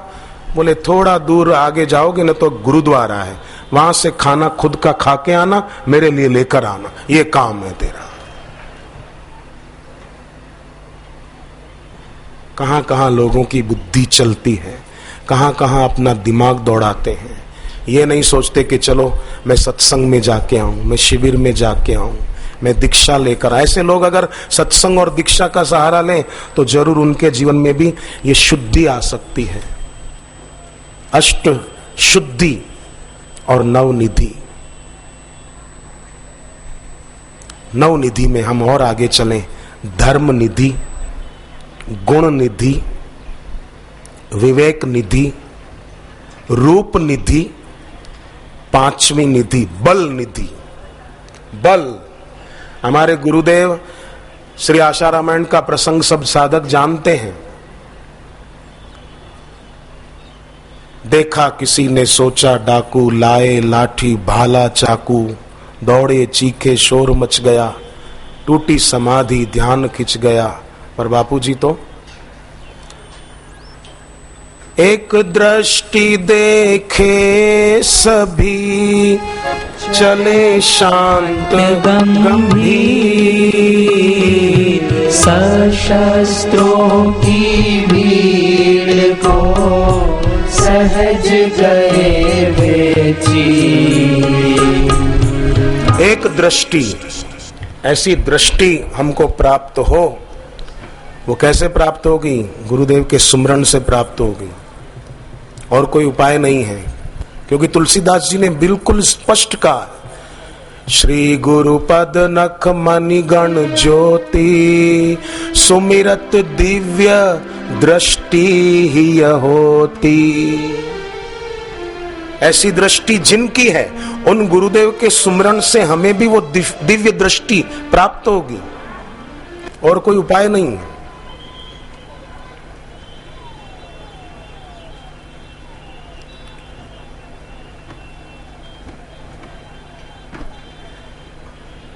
कई लोग ऐसे होते हैं ना बेचारे, भक्ति करना चाहते हैं पर अपनी संसार की समस्याओं में इतने उलझे हैं, इतना उनका चिंतन चलता है कि बेचारे उससे ही उबर नहीं पाते।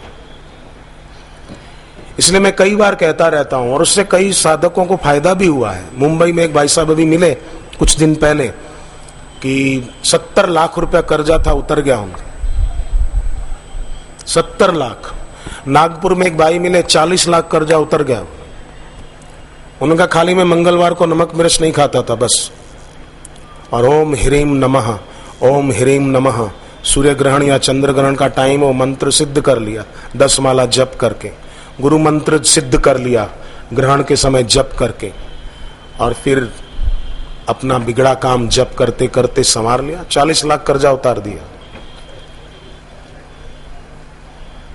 मुंबई में एक पति पत्नी मिले, 23 लाख कर्जा था, उतार दिया इन शास्त्रोक्त उपायों से। पुरुषार्थ किया और ये उपाय किए तो दैवी सहायता मिली, सब ठीक हो गया। 700 रुपया महीने की नौकरी करता था एक युवक जोधपुर में। पिताजी शराब के नशे के कारण व्यापार में ध्यान न दे पाए तो कर्जा बढ़ गया था, पर बेटे ने 700 रुपए की नौकरी तो की, पर गुरुदेव से दीक्षा भी लेकर जप शुरू कर दिया। तो परिणाम क्या आया? सीए की परीक्षा दी, पास हो गया और अभी वो 1,30,000 महीने का कमा लेता है। उसके छोटे भाई ने भी सारस्वती मंत्र लेकर सीए की परीक्षा पास कर ली और उसको भी एक बड़ी कंपनी में लाखों रुपया मिलता है। कहाँ तो 700 रुपया की नौकरी करते थे और कहाँ इतना कुछ व्यवहारिक जगत में उन्होंने उन्नति तरक्की कर ली। संभावनाएं सबकी बराबर है, वास्तविकताएं सबकी बराबर नहीं हो पाती हैं। क्यों? कि भीतर से कमजोर हैं, तो मानसिकता कमजोर है। ये 5 शक्तियां शिव जी की और शिव तत्व को पाए हुए गुरु की, चौथी नित्यत्व रूपा। साधक सच्चे जो होते हैं ना, उनको नित्य अपने गुरुदेव की उपस्थिति का बोध होता है। अपने घर पे ध्यान में बैठते हैं तो उनको ऐसा नहीं लगता कि बापूजी अहमदाबाद में है या दिल्ली में है या हरिद्वार में है। उनको अपने घर में पूजा के कमरे में गुरुदेव की उपस्थिति का बोध होता है। ये चौथी शक्ति है शिव की और सदगुरु की, भगवान महादेव और भगवत प्राप्त गुरु की नित्यत्व रूपा।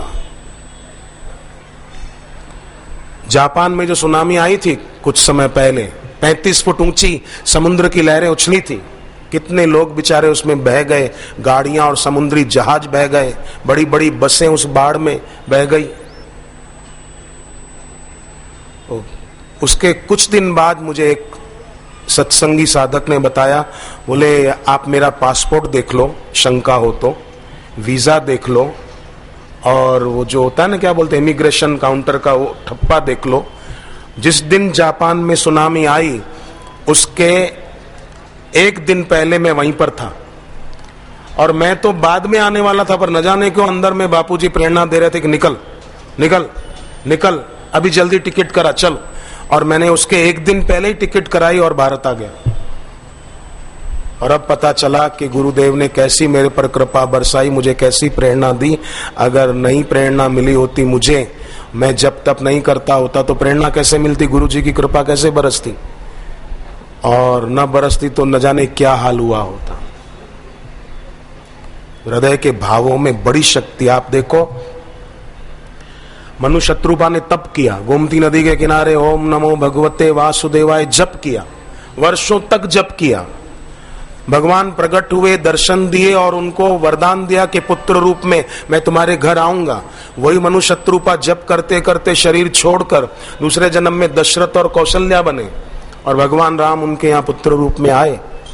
पर भगवान राम ने देखो शबरी को भी अपनी मां का दर्जा दिया है और गीधराज जटायु को अपने पिता का दर्जा दिया है। दशरथ राजा का अग्नि संस्कार राम जी के हाथों नहीं हुआ, पर जटायु का अग्नि संस्कार भगवान राम के हाथों से संपन्न हुआ। और भगवान राम जटायु का अग्नि संस्कार करके सजल नेत्र लक्ष्मण जी को कहते हैं कि आज मुझे लग रहा है कि मैंने पिता गंवा दिया। तो जटायु ने कोई तप नहीं किया था, मनु शत्रुपा जी की तरह गोमती नदी के किनारे बैठकर ओम नमो भगवते वासुदेवाय जप नहीं किया, केवल प्रीति पूर्वक सेवा में अपने प्राण अर्पण कर दिए। ऐसी सेवा दिल से की कि बात मत पूछो। राम काज कारण तनु त्यागी, राम काज के लिए शरीर त्याग दिया। और आजकल तो बोले हमसे सेवा नहीं हो पाएगी, हम तो सेवा नहीं करेंगे। नहीं, हर साधक को चाहिए कि और कोई सेवा नहीं तो एक साल में कम से कम 25 सदस्य ऋषि प्रसाद के बनाने की सेवा तो हर साधक जरूर करे। हरिद्वार तीर्थ भूमि में आकर संकल्प करे, मैं एक साल में 25 लोगों को ऋषि प्रसाद का सदस्य बनाऊंगा। एक साल में नहीं बना सकते, अरे महीने में बना सकते हैं, कोई ठान ले तो। साल में तो कर ही सकते हैं। ऐसा संकल्प करो और फिर संकल्प करके ऋषि प्रसाद कार्यालय से संपर्क करके ऐसा कुछ करें कि हमारे द्वारा और लोगों को भी ये ज्ञान और भक्ति का प्रसाद मिले, वो लोग भी उन्नत हों। किसी के संपर्क से हमको गुरुदेव के सत्संग का पता चला तो हमारे संपर्क से औरों को भी ये प्रसाद मिले। आप करते होंगे, पर और भी सेवा कितनी हमने की वो मत देखो, सेवा और कितनी ज्यादा कर सकते हैं उधर देखें। जब कितना कर लेते नहीं, हम और कितना ज्यादा कर सकते हैं।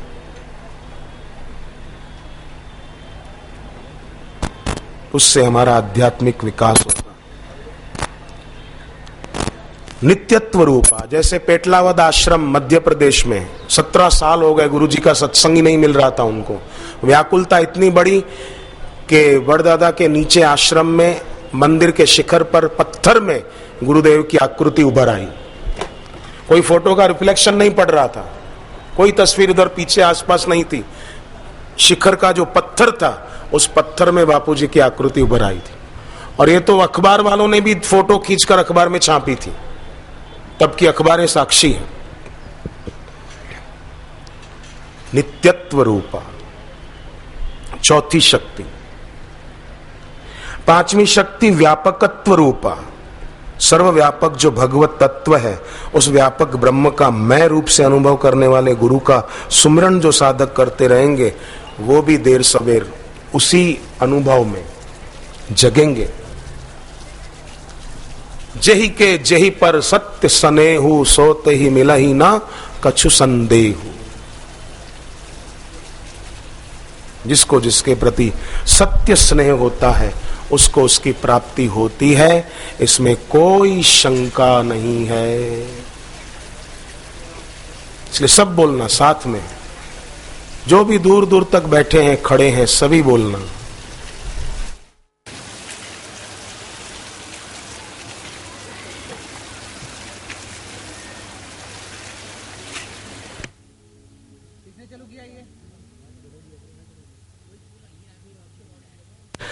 राम नाम कलि काम तरु, राम नाम कलि काम तरु। सब बोलो, सब बहनें भी बोलना, भाई भी बोलना। राम नाम कलि काम तरु, राम नाम कलि काम तरु। राम भगति सुरधेनु, राम भगति सुरधेनु।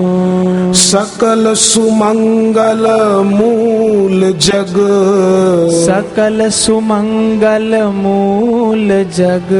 सकल सुमंगल मूल जग, सकल सुमंगल मूल जग। गुरु पद पंकज रेणु, गुरु पद पंकज रेणु। भगवान का नाम कल्प तरु है, कल्प वृक्ष है। राम नाम कलि काम तरु। राम भक्ति सुर धेनु, भगवान की भक्ति वो काम धेनु गाय है, जो चाहो मिल जाए। राम नाम कलि काम तरु, राम भगति सुर धेनु। सकल सुमंगल मूल जग, गुरु पद पंकज रेणु। गुरु के चरण की रज वो सारे सुमंगलों की मूल है। कितनी सुंदर बात है। इसलिए दशरथ राजा कहते हैं, मोहि सम यह अनुभयउ न दूजे, सब पायउ रज पावनी पूजे। आपके चरणों की रज की पूजा करने से मैंने सब कुछ पा लिया। फिर से बोल लो, राम नाम कलि काम तरु, राम नाम कलि काम तरु। राम भगति सुर धेनु, राम भगति सुर धेनु। सकल सुमंगल मूल जग, सकल सुमंगल मूल जग। गुरु पद पंकज रेणु, गुरु पद पंकज रेणु। गुरु की चरण रज। और गुरु की चरण रज स्थूल अर्थ में नहीं कि बापूजी जा रहे हैं और वहां से मिट्टी ले ली, वो भी मिल जाए तो सौभाग्य है, पर गुरु के वचनों में प्रीति, कर पूजा, मन कर पूजा। गुरु के चरणों में प्रीति, गुरु के वचनों में प्रीति।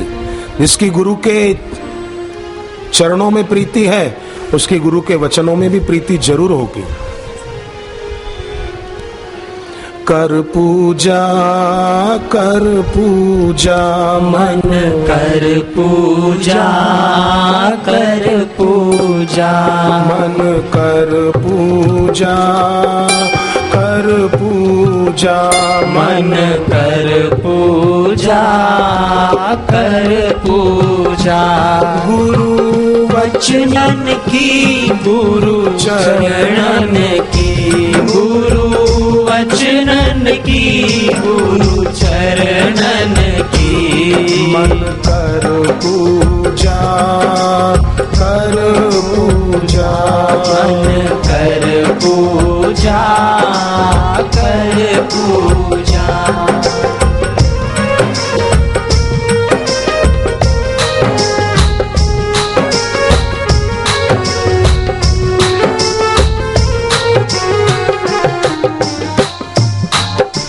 कैसे पूजे गुरु चरणन को, कैसे पूजे गुरु चरणन को।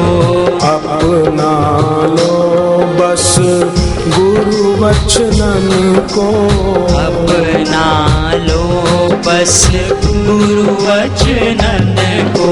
ये वाणी गुरु गोविंद जी की, ये वाणी गुरु गोविंद जी की। मन कर पूजा, कर पूजा, मन कर पूजा, कर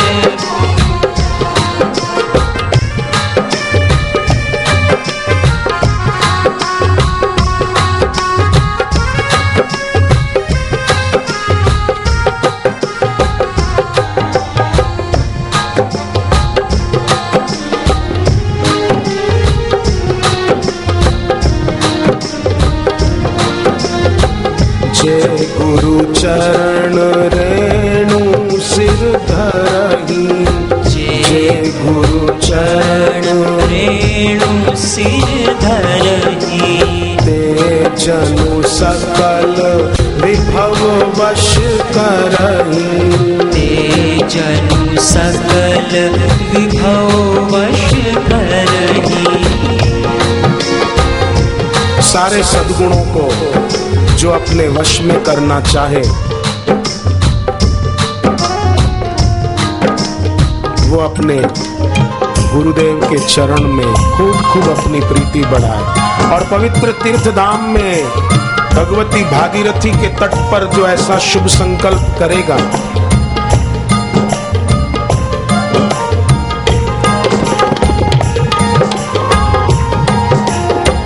ये भगवती भागीरथी जरूर उसके इस मनोरथ को पूर्ण करेगी।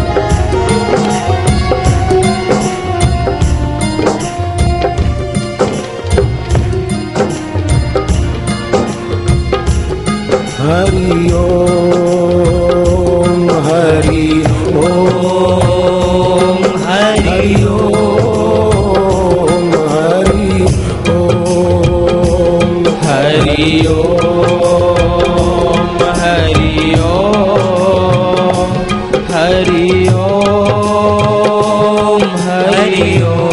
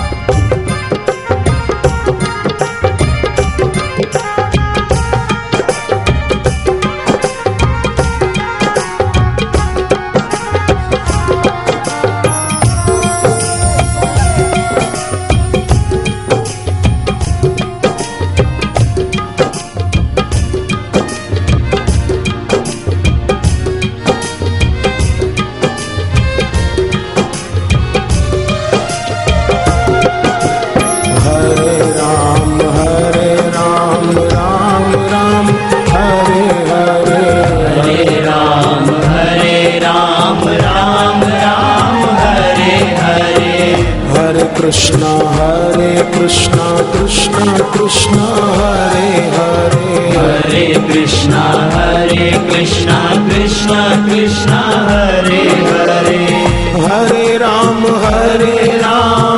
राम राम हरे हरे, हरे राम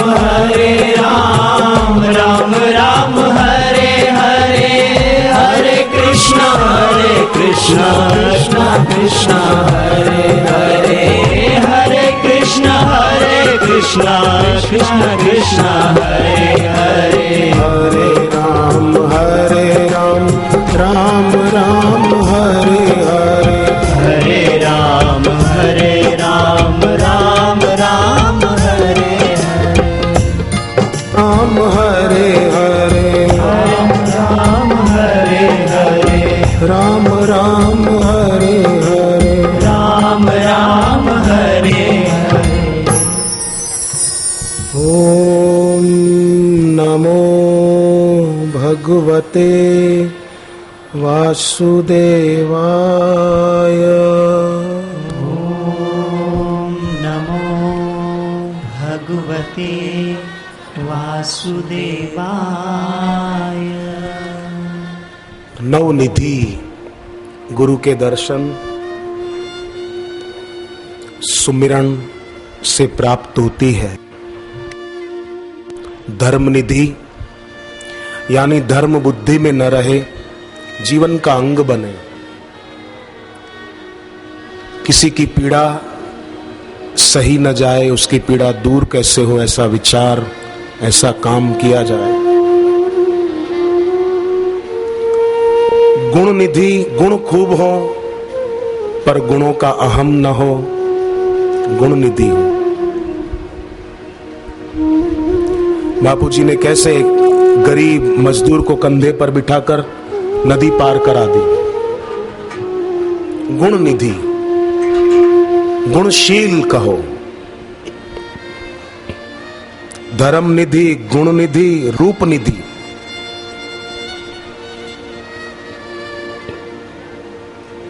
चौथी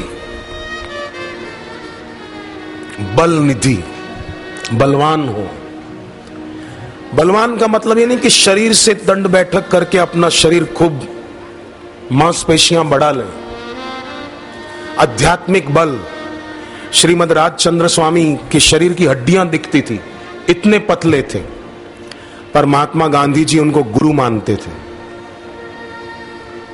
तो बल निधि मतलब शरीर का पहलवान होना नहीं।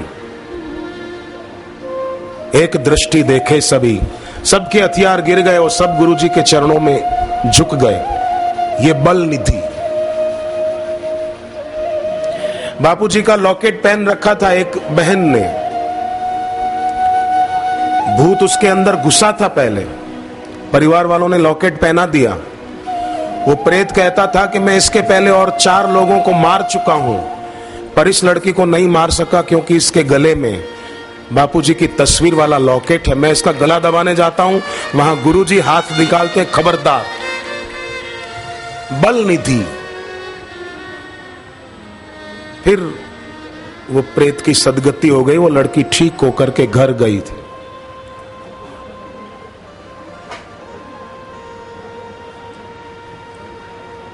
बल निधि। फिर विद्या निधि, विद्या वारिधि, बुद्धि विधाता।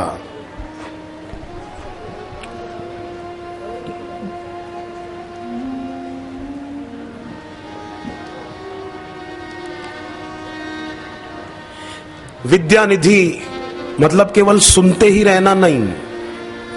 विद्या निधि मतलब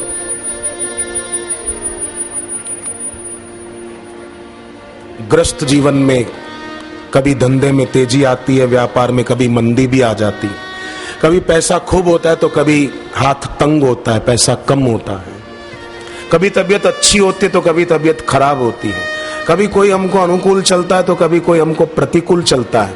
उन सब में शांत रहना, सम रहना, ज्यादा उद्विग्न न रहना, उद्वेग आए पर टिके नहीं, ये विद्या निधि है। पूज्य बापू के जीवन में बचपन में कैसी कैसी घटनाएं घटी, पर नवनिधि दाता गुरुदेव उन्होंने हर परिस्थिति में कैसे सही मार्ग निकाल लिया।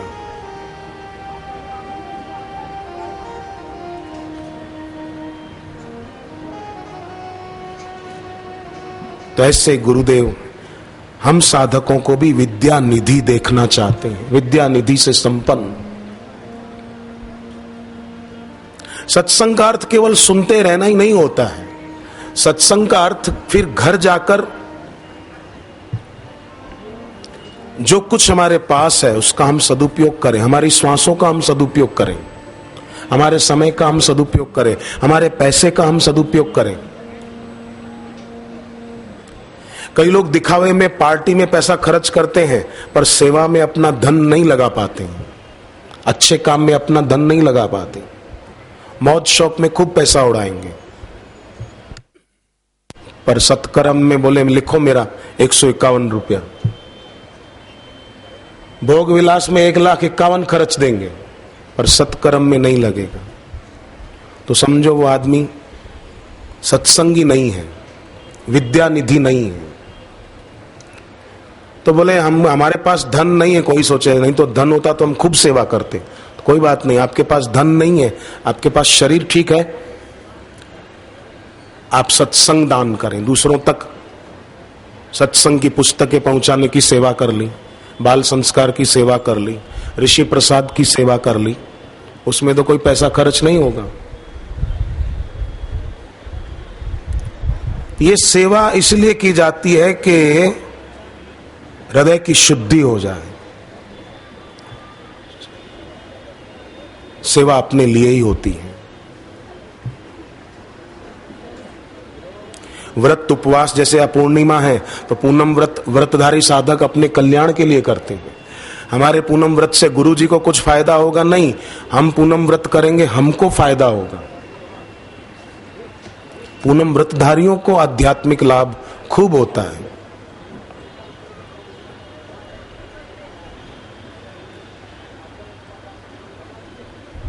कितनी शरीर को गर्मी हो रही फिर भी कष्ट सहकर भी कितनी शांति और शालीनता से बैठे हैं। इतनी संख्या है और शांति कितनी अपार है। बैठने की जगह नहीं है, कई लोग धूप में हैं फिर भी मजे से बैठे।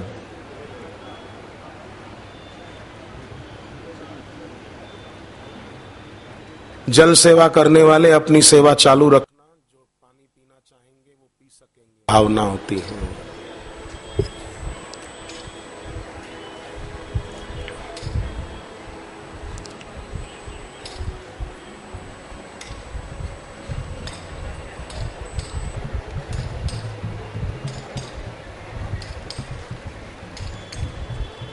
नारायण नारायण श्रीमन्नारायण नारायण नारायण नारायण नारायण श्रीमन्नारायण नारायण नारायण श्रीमन्नारायण नारायण नारायण श्रीमन्नारायण नारायण नारायण श्रीमन्नारायण नारायण नारायण श्रीमन्नारायण नारायण नारायण